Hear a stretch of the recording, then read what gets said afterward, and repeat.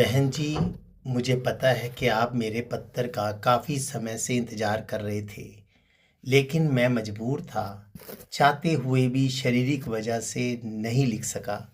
बीमारी की वजह से मेरा मुझसे संपर्क टूट गया था। अगर लिखता भी तो संसारिक पत्र होता, धार्मिक नहीं। आप हैरान होंगी कि आज तक मैंने सोचकर नहीं लिखा। मैं तो बस माध्यम होता हूँ।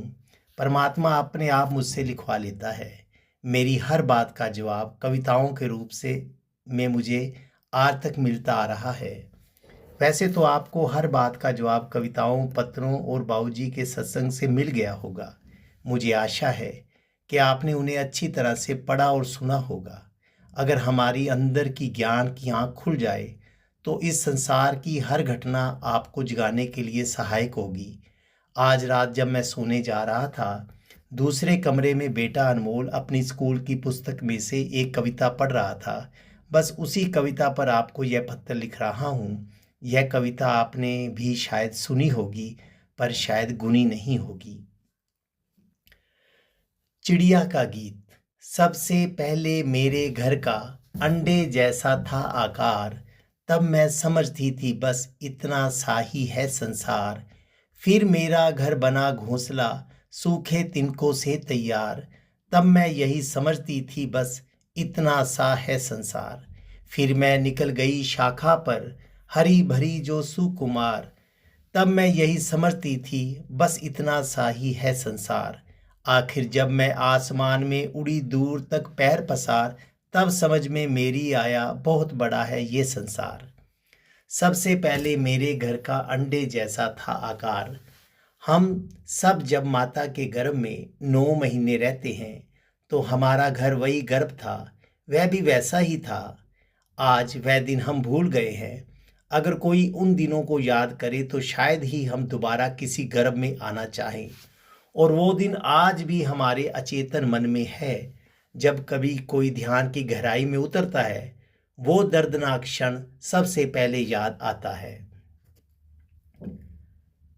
फिर मेरा घर बना घोंसला सूखे तिनकों से तैयार। फिर जब हमने बचपन में होश संभाली तो हमें अपने माँ बाप का बना बनाया घर मिला। चिड़िया का घर तो तिनकों का था, पर हमने ईंट सीमेंट से बना घर मिला। हमें यही सब कुछ लगने लगा। अपने छोटे से परिवार में हम भाई बहनों के साथ हंसते खेलते बड़े होने लगे। फिर मैं निकल गई शाखाओं पर हरी भरी थी जो सुकुमार।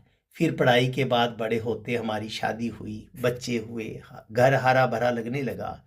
बच्चों को पढ़ाना, कुछ बनाना, उनकी शादी ब्याह के सपने देखना, ये हमारी जिंदगी बन गई।